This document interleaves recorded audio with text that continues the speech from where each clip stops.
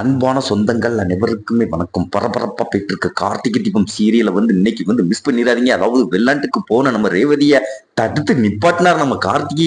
அதை பார்த்த சந்திரா அப்படியே அதிர்ச்சி ஆகி போனா. அந்த கார்த்திகை போய் கடைசி நேரத்துல எல்லாத்தையும் சொதப்பிட்டானே அப்படின்னுகிட்டு அதை தான் ஒரு குட்டி புறமா பார்க்க போறோம். அதுக்கு முன்னால உங்கள் சீரியல் சேனலுக்கு லைக் பண்ணுவாங்க, லைக் பண்ணுங்க, சப்ஸ்கிரைப் பண்ணுங்க. அதாவது பாத்தீங்கன்னா நம்ம ரேவதிட்ட பொய் சொல்லி வெளிநாட்டுக்கு அனுப்பி வச்சாங்க நம்ம ரேவதிய.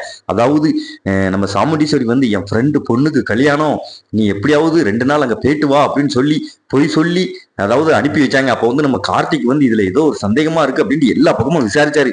அதுக்கடுத்து பாத்தீங்கன்னா அந்த பாஸ்போர்ட் செக் பண்ற இடத்தையும் போய் விசாரிச்சாரு நம்ம கார்த்திக். அப்போ அவங்க அதாவது அந்த பொண்ணு 2 நாள் போயிட்டு திரும்ப வர மாதிரி தெரியல சார், அவங்களுக்கு 6 மாசம் போட்டிருக்காங்க அப்படின்னு சொன்ன உடனே நம்ம கார்த்திக் மயிலுக்கு உடனே போன் அடிக்கிறாரு.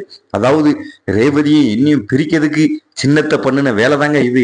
அதாவது ரேவதிய கல்யாணத்துக்கு அனுப்புற மாதிரி பொய் சொல்லியிருக்காங்க. அவளை நிரந்தரமா அங்க 6 மாசம் இருக்க வைக்கிறதுக்கு தான் அந்த பிளான போட்டிருக்காங்க அப்படின்னு சொன்னோன்னே நம்ம மயில் ரோஹிணிட்ட சொல்றாரு. அதாவது கார்த்திகையும் ரேவதியும் பிரிக்கிறதுக்கு சின்னத்தையும் உங்க அம்மாவும் பண்ண ஏற்பாடு தான் இது.